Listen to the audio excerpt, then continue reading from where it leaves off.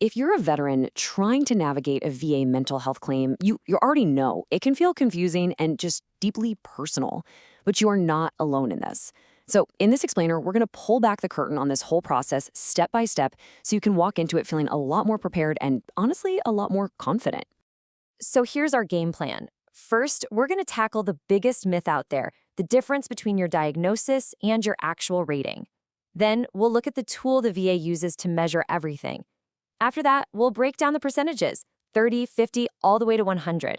We'll show you how to prove your case, and then we'll wrap up with the major mistakes you've got to avoid in your C&P exam. All right, let's dive right into the number one thing that trips people up. So many vets think that their specific diagnosis is the key to their rating, but that's actually not how the VA looks at it at all.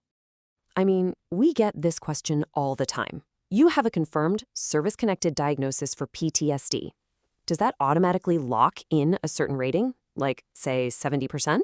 And the answer, and this is so important to get, is a hard no. A diagnosis is absolutely essential. It gets your foot in the door for sure, but it doesn't decide the percentage. The VA is actually asking a totally different question. See, the VA is way more focused on the how than the what. Your diagnosis, whether it's PTSD, depression, anxiety, you name it, that's just the label. It's the what. But your rating, that comes from your symptoms. It's how that condition blows up your life, how it affects your job, your relationships, your day-to-day. That's the real key.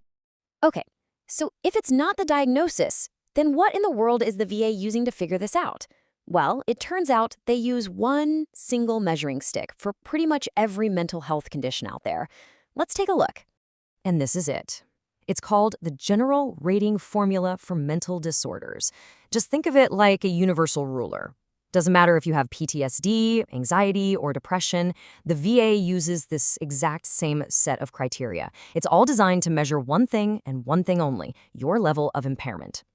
So let's just hammer this point home. Your rating is not about the fancy medical term on your file. It is 100% about the evidence that shows how severe your day-to-day impairment really is, both at work and at home. Okay, now for the good stuff. Let's see how this all translates into the actual rating percentages. We're going to take that dense VA language and put it into plain English so you can get a real sense of where you might land. All right, let's start at 30%. The VA talks about an occasional decrease in work efficiency. What that really means is, yeah, your symptoms flare up and it can make work tough sometimes, but for the most part, you're hanging in there. Now, at 50%, you see phrases like reduced reliability and productivity. This is a big jump. It means your symptoms are now causing real obvious problems, both at your job and in your personal life. Maybe your memory is shot, your mood is unpredictable, and it's happening a lot. Now, the jump to 70%. This is a major one. The VA is looking for very specific signs of severe impairment. Just look at this list. We're talking about almost constant panic or depression.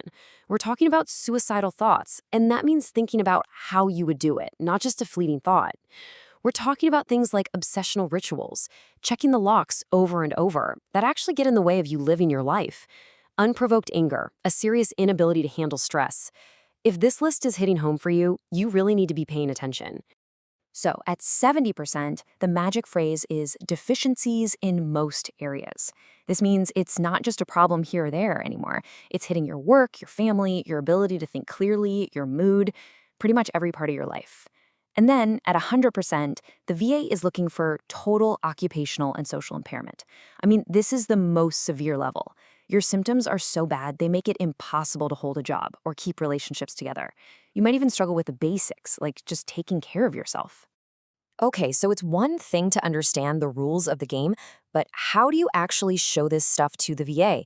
How do you tell your story in a way that a rater can connect to those percentages we just talked about? It really boils down to these three things. You've got to clearly explain the impact on your job. That's the occupational part. Then you explain the impact on your relationships. That's the social part. But the most important piece of the puzzle, by far, is using specific, concrete examples. You can't just say, I have anxiety. That means nothing to them. You have to say, my anxiety got so bad last Tuesday that I had to leave a meeting and hide in the bathroom for 20 minutes. You see the difference? It's huge. And to help you come up with those examples, ask yourself questions like these. Seriously, can you really stay focused at work for a whole day? Are you actively avoiding people you used to hang out with? Have you called out sick, not for a cold, but because you just couldn't face the day? These real-world things are the powerful evidence the VA actually needs. And hey, remember, it's not just about what you say. A letter from someone who knows you well, that can be pure gold.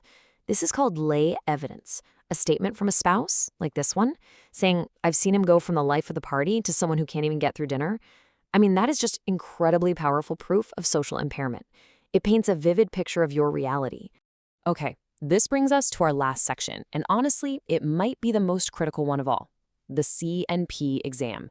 This is the moment where so many veterans, without even realizing it, end up hurting their own claims. When you walk into that exam, you've got two basic approaches. On the left, we have what I call the tough guy trap. It's that instinct that was drilled into us in the service, right? Suck it up, push through, say I'm fine. But in a C&P exam, that is a recipe for disaster. It will lead to a low, inaccurate rating. The best strategy, over on the right, is the total opposite. It's being brutally honest. It's about being vulnerable and describing what your life is like on your worst days, not your best. Look, that examiner only has a very short window of time with you. They're not mind readers. They only know what you tell them. So if you go in there and only talk about how you're doing on a good day, they have no choice but to rate you based on that. If you don't talk about your worst days, then as far as the VA is concerned, those days simply don't exist. So, here's the final thought I want to leave you with. Getting through this process is all about being your own best advocate. And that journey starts with being ready to honestly and vulnerably share the full story of what you're going through. So the question is, are you ready to tell that story?